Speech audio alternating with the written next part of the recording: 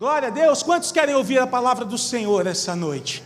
Glória a Deus. Abra a sua Bíblia em Números capítulo 13. Vamos ler do verso 25 em diante. Números capítulo 13, verso 25 em diante. Enquanto você abre a sua Bíblia, agradeço a oportunidade ao pastor Maico, ao pastor Eliane de estar aqui ministrando. Sabemos que é um dia diferente para nós como igreja, mas aquilo que o pastor Fausto falou enquanto abria aqui o culto é a mais profunda realidade, a melhor forma de honrarmos o legado que o pastor Talá deixou em nossos corações é prestando o nosso melhor culto ao Senhor, culto esse que ele prestava sempre que estava aqui, da melhor forma possível. Então que possamos honrar a vida deste homem de Deus, fazendo da mesma forma essa noite, amém? Números capítulo 13, verso 25, diz assim: depois de 40 dias, voltaram de espiar a terra. Vieram a Moisés, a Arão e a toda a congregação dos filhos de Israel em Cádiz, no deserto de Parã. Fizeram um relato do que tinham visto, e eles e toda a congregação, e mostraram-lhe os frutos da terra. Relataram a Moisés e disseram: fomos à terra a qual você nos enviou. De fato é uma terra onde mana leite e mel.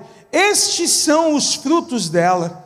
Mas o povo que habita nessa terra é poderoso, e as cidades são muito grandes e fortificadas.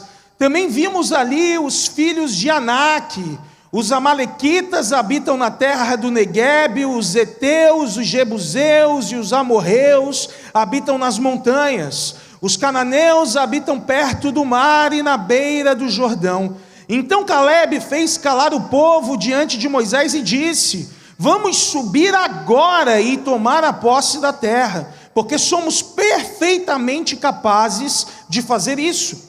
Porém os homens que tinham ido com ele disseram: não podemos atacar aquele povo, porque é mais forte do que nós. E diante dos filhos de Israel, falaram mal da terra que haviam espiado, dizendo: a terra pela qual passamos para espiar é terra que devora os seus moradores. E todo o povo que vimos nela são homens de grande estatura.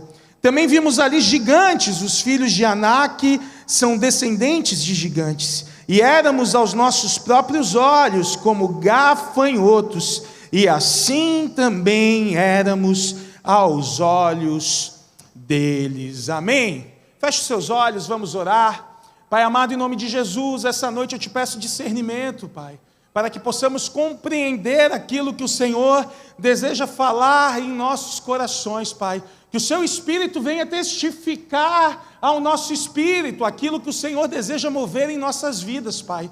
E que nós possamos sair daqui essa noite, Pai, cheios de encorajamento para viver um abril cheio de conquistas, em nome de Jesus. Amém e amém. Glória a Deus. Permita-me fazer um resumo de como o povo de Deus chega nessa condição, aonde lemos o texto, os espias estão voltando da terra prometida que eles haviam espiado por 40 dias. A história nos conta que em um determinado momento Deus deseja libertar o seu povo da escravidão no Egito.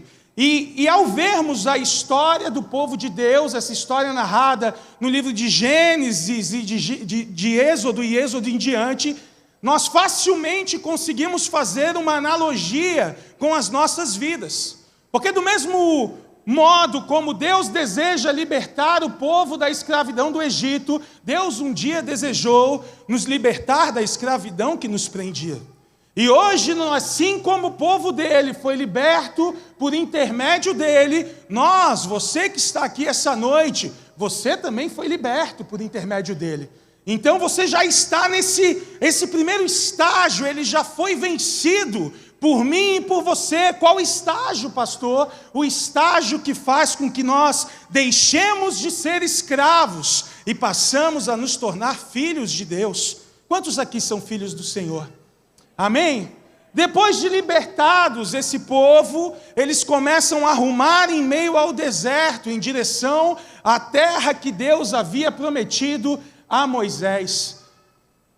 E talvez esse seja o estágio onde nós nos encontramos nesse momento, em meio ao deserto, em meio às incertezas, com uma palavra do Senhor no nosso coração, uma promessa do Senhor no nosso coração, mas caminhando em direção a essa promessa, e muitas vezes caminhando em círculos em direção a essa promessa, mas estamos à beira da conquista dessa promessa. E o povo de Deus, nesse texto que nós olhamos, nesse texto que nós lemos, é exatamente isso que está acontecendo. Eles estão à porta da terra prometida, e o Senhor traz uma estratégia dizendo: ei Moisés, envie 12 espias para que espiem a terra e para que eles possam passar um relatório para vocês. O povo se encontrava à porta da terra prometida, e aquele relatório era fundamental para que eles pudessem prosseguir em diante para a conquista dessa terra. E essa é a situação onde eu e você nos encontramos durante essa campanha. Estamos à porta da terra prometida, à porta das promessas de Deus serem derramadas e cumpridas sobre a minha e a sua vida. E agora nós temos que dar um passo à frente para conquistar essa terra. E ao ver esse texto, onde os espias passam um relatório para Moisés, eu enxergo alguns problemas, e problemas que fizeram aquele povo não progredir, e são problemas que muitas vezes nos fazem não progredir também em direção às nossas promessas. E a palavra do Senhor que eu venho compartilhar com vocês essa noite é uma palavra de encorajamento, que ela só vai fazer sentido se a partir do momento que você saia desse lugar, você se sinta encorajado a progredir, encorajado a avançar, encorajado a prosseguir, porque é isso que nós fazemos quando ouvimos algo da parte de Deus, nós agimos mediante a esse algo que o Senhor nos entrega. Amém? E o primeiro ponto que eu quero compartilhar com vocês essa noite, que é fundamental nós termos o discernimento para que esse mês seja um mês de conquista, é entendermos que as promessas de Deus, elas são verdadeiras. Olha o que os espias dizem logo no início do texto que nós lemos, versículo 25, depois de 40 dias, eles voltam e eles dizem a Moisés lá no versículo 27, fomos à terra a qual você nos enviou, e de fato é uma terra que mana leite e mel. Estes são os frutos dela. Estes frutos, eles estão com um cacho de uva que uma pessoa só não conseguia carregar, tinha que ser carregado por 2 pessoas, tamanha era a abundância dos frutos naquela terra. O que eles estão dizendo para o povo? Ei, a promessa que Deus liberou lá para Moisés, quando tirou Moisés do serviço do seu sogro, essa promessa existe, essa promessa é real. E Deus me envia aqui essa noite para te dizer, meu querido, que a promessa de Deus sobre a sua vida, ela existe, ela é real. Ela não é fruto de uma ilusão, ela não é fruto de um pensamento que você teve em algum momento, não. Ela é real e é necessário você tomar posse dela. Você pode repetir comigo? A promessa de Deus existe, ela é real sobre a minha vida. Tome posse dela, meu amado, tome posse dela. Nós vamos ver no capítulo 11 do livro de Hebreus, verso 6, o escritor ele diz que de fato sem fé é impossível agradar a Deus, porque é necessário que aquele que se aproxima de Deus creia que Ele existe e que recompensa os que o buscam. Esse texto é interessante para nós que estamos caminhando nessa palavra no dia de hoje, porque o escritor do livro de Hebreus ele está dizendo: ei, para que você tenha fé é necessário que você creia que Deus existe. É necessário que você creia. Todo o começo da sua fé, todo o começo da sua caminhada cristã tem a ver com você ter o entendimento que Deus existe. Eu sei que parece ser óbvio, Mas as nossas atitudes mostram que às vezes não é tão óbvio assim. Não é tão óbvio assim. Nós temos que entender que da mesma forma Deus existe, da mesma forma as promessas de Deus existem sobre a minha e sobre a sua vida. E nós temos que tomar essas posses. E é esse encorajamento que aqueles espias dizem: olha, é verdade mesmo o que aconteceu. É verdade aquilo que foi dito. Então nós lemos muitas promessas, e se tem um livro que tem promessas para nós, os justos, se chama Bíblia Sagrada. Então nós lemos, por exemplo, que Jesus voltará, nós lemos que Deus entregou o seu Filho para que tenhamos vida eterna, aquele que começou a boa obra é fiel para cumprir em nossas vidas, somos mais do que vencedores naquele que nos chamou, se Deus é por nós, quem será contra nós? Que tudo aquilo que necessitamos nos seria acrescentado, e tantas outras promessas a Bíblia libera sobre a minha e sobre a sua vida. E nós temos que crer que essas promessas são reais, assim como a terra prometida para o povo de Israel era real.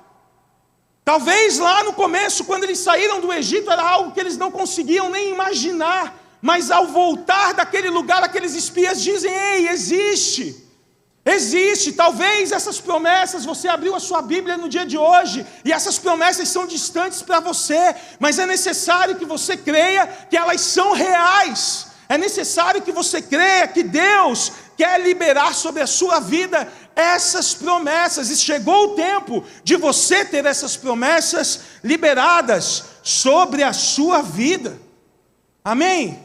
Quantos recebem as promessas de Deus? Quantos aqui têm uma palavra do Senhor sobre a sua vida? Creia e caminhe segundo quem crê nessa palavra. E é importante, querido, nós termos isso fixo no nosso coração, porque o nosso rival, o nosso principal inimigo, a principal motivação dele é fazer com que o quê? Que nós deixemos de acreditar que as promessas são reais.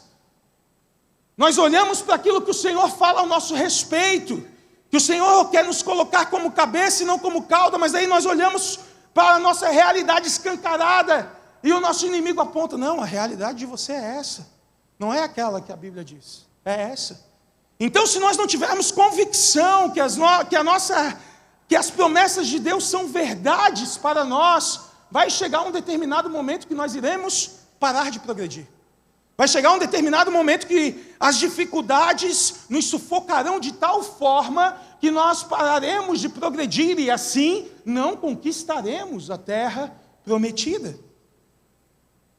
Por isso, esse mês é um mês de avançar. E deixa eu te contar um pouco a respeito do meu testemunho.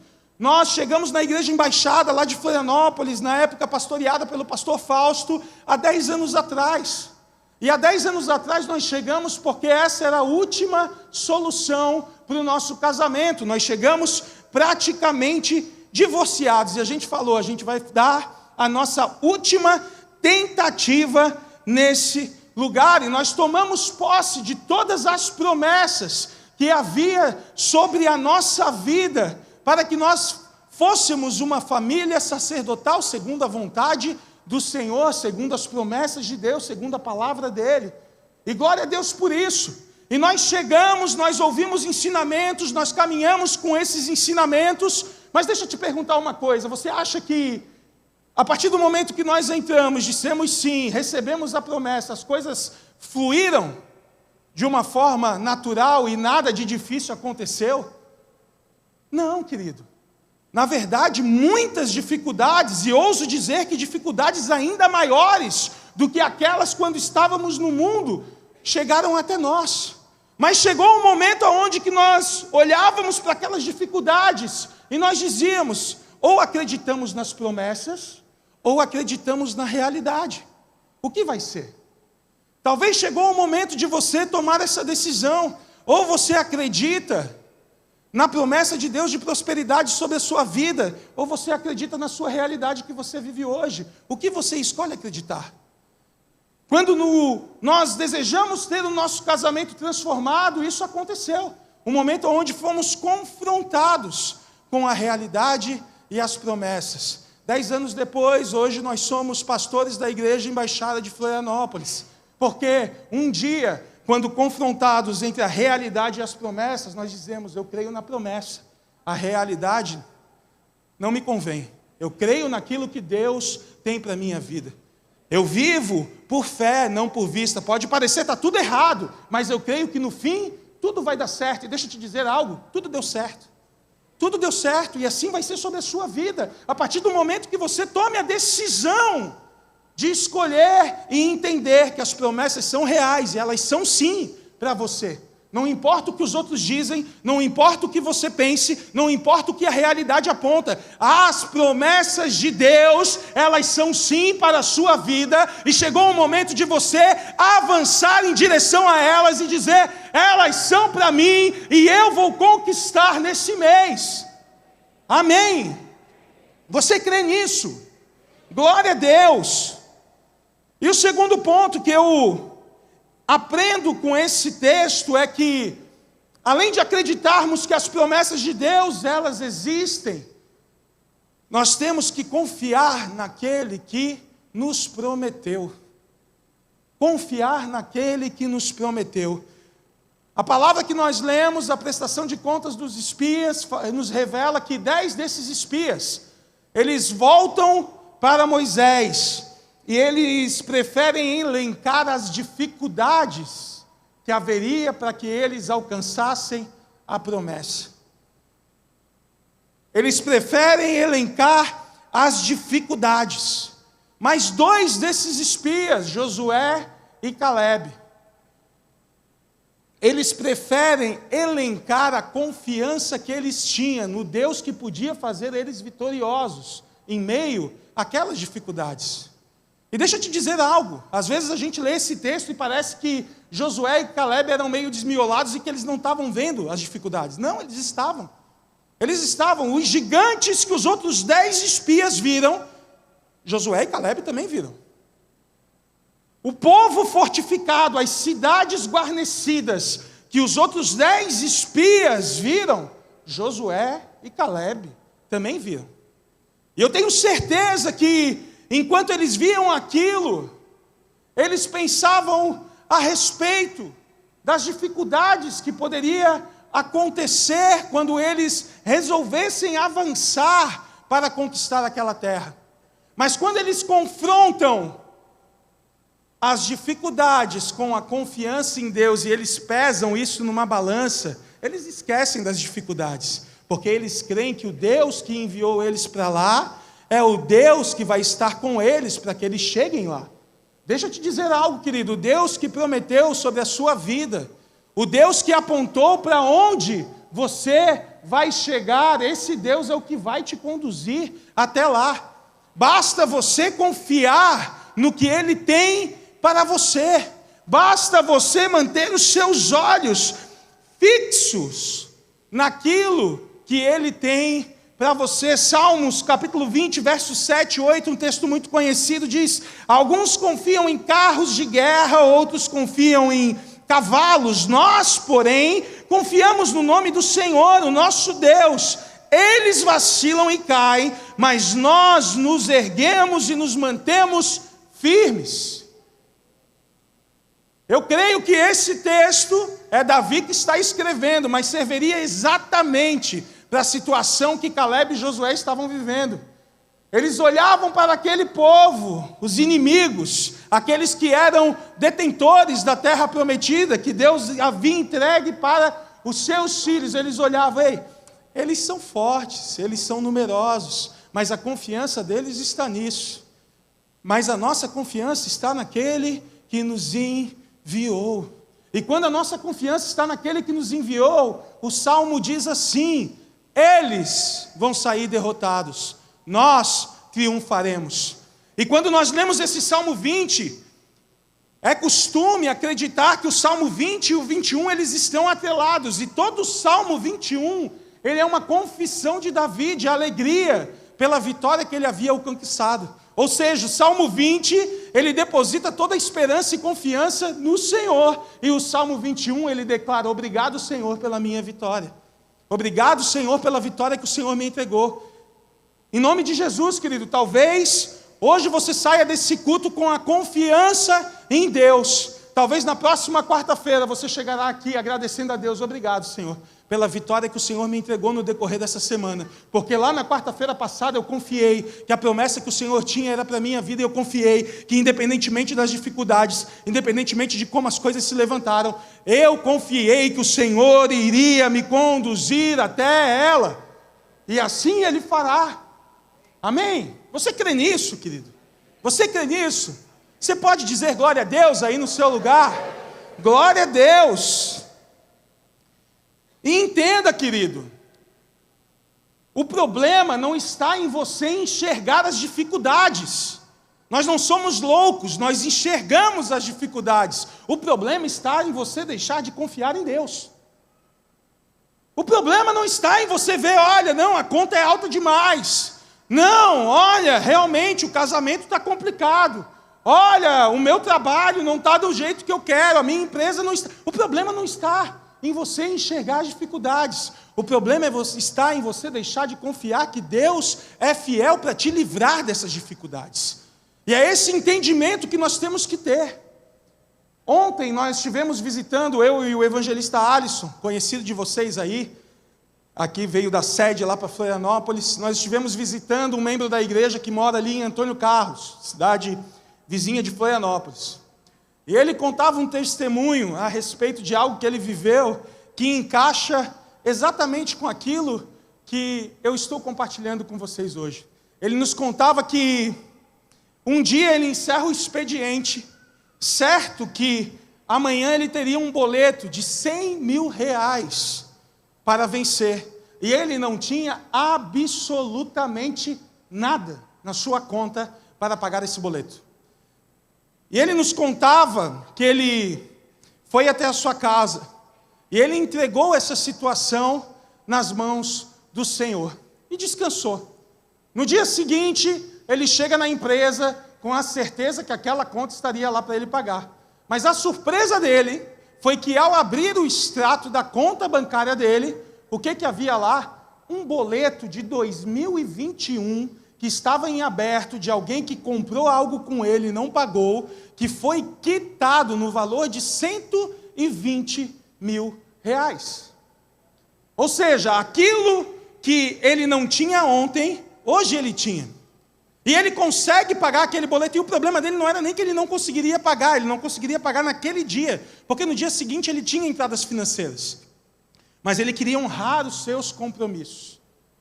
E o que ele nos contava ontem? Ele nos contava dizendo que no meio do dia, alguém de um banco liga desesperado para ele, dizendo: ei Flávio, aconteceu um problema, não sei porquê, mas o nosso sistema aqui deu uma pane, que alguns boletos antigos, o próprio banco pagou para os favorecidos. O que não era para acontecer foram poucos, mas aconteceu, e o seu foi um deles. Eu preciso que você devolva esse dinheiro. E ele falou: ok, eu devolvo esse dinheiro, mas eu devolvo amanhã. E amanhã, quando ele entra, o dinheiro que ele haveria para receber dos seus clientes, ele devolve o dinheiro para o banco. Mas entenda isso, querido, ele confiou no Senhor, sabendo que o Senhor acresceria aquilo que ele necessitava. E miraculosamente, o que ele precisava é acrescido por um erro de banco. Quantos aqui já viram um erro de banco no valor de 120 mil reais? Eu nunca tinha visto. Eu nem sabia que existia conta no valor de 120 mil reais. Quanto mais erro de banco no valor de 120 mil reais. Ou seja, querido, a gente tem que confiar no Senhor. Porque se Ele nos apontou, querido, e entenda, esse homem, ele fez um dia legendário, e ao descer daquela montanha, ele falou: ei, eu tenho que consagrar a minha vida inteira para o Senhor. E ele consagrou toda a empresa dele ao Senhor. Então, desde lá, a empresa dele serve o reino, contratando pessoas que conhecem a Deus. Ele sempre está buscando fazer o melhor, fazer o bem para as pessoas e para aquela cidade. E ao consagrar aquilo ao Senhor, o Senhor cuidou de tudo. O Senhor cuidou de tudo. Deixa eu te dizer algo, querido. Eu não sei qual é a dificuldade que você está vivendo. Eu não sei qual que é o impedimento que está entre você e a sua promessa. Mas deixa eu te dizer algo. Confie no Senhor.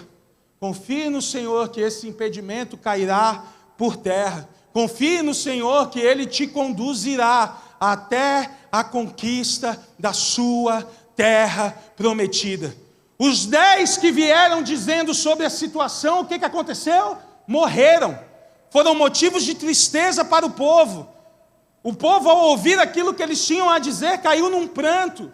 E as pessoas ficaram desesperadas. Mas aqueles 2 que confiaram no Senhor, depois de toda uma geração caída, não ter entrado na terra prometida, aqueles 2 que confiaram e disseram: Senhor, o Senhor é maior do que qualquer dificuldade que possa me aparecer. Um deles liderou o povo, e o outro entrou e pegou o melhor lugar daquela terra nova.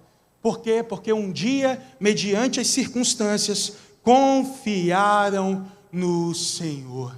Amém?